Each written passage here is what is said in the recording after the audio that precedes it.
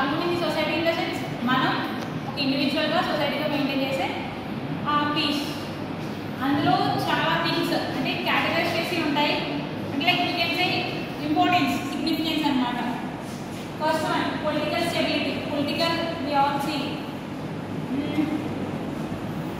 Elections జరుగుతాయి. Of course వేరే మన ఇండియాలో ఎలక్షన్స్ జరిగినప్పుడు అక్కడ కాన్ఫ్లిక్ట్స్, పార్టీ టు పార్టీ ఆ కాన్ఫ్లిక్ట్స్ జరిగితే మనం ఉండే స్టేట్ సపోజ్ మన దాంట్లోనే టూ అపోనెంట్స్ ఉన్నాయి. I don't want to mention నా పార్టీస్, కానీ వాళ్ళు కాన్ఫ్లిక్ట్ జరిగి వాళ్ళు డిస్టర్బెన్స్ క్రియేట్ చేస్తే మనకేమైనా న్యాయం జరుగుతుందా?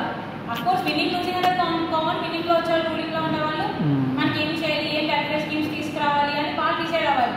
అదే వాళ్ళు స్టేబుల్గా లేకపోతే మనకేమైనా జరుగుతుందా? మనకి వెల్ఫేర్ స్కీమ్స్ కానీ వాళ్ళు ఇచ్చిన సూపర్ సిక్స్ వాట్ ఎవర్ నవరత్నాలు అవన్నీ అంటే వాళ్ళు మెన్షన్ చేశారు. వాళ్ళ స్టెబిలిటీ లేకపోతే సపరేట్ మనమే కదా.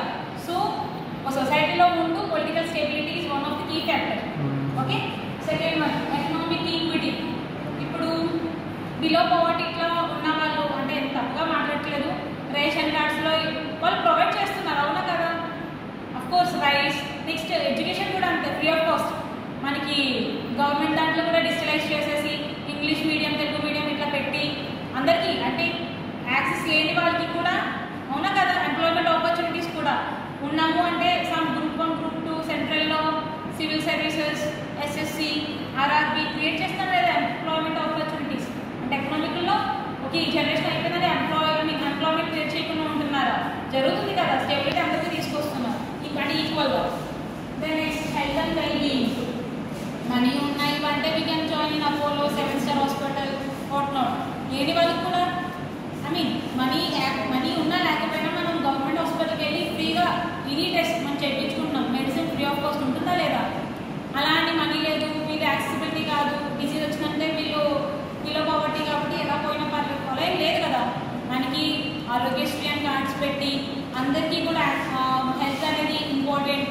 ప్రతి ఒక్కరు క్యూర్ చేసుకుని వాళ్ళకి డిసీజెస్ ఉన్న వాళ్ళకి ఫిజికల్ హ్యాండిక్యాప్డ్ వాళ్ళకి కూడా సమ్ వెల్ఫేర్ ఇస్తుంది. ఈవెన్ ఓల్డ్ ఏజ్ పీపుల్ కన్నా ఫిజికల్ హ్యాండిక్యాప్డ్ వాళ్ళకి ఎక్కువ మనీ ఇస్తుంది. అంటే స్పెషల్ పర్సన్స్ అని చెప్పొచ్చు మనం. సో వాళ్ళకి కూడా ప్రొవైడ్ చేస్తుంది government. Yes or no? Then next cultural and social values. ఇండియాలో is a diverse country, different caste, I mean different religion.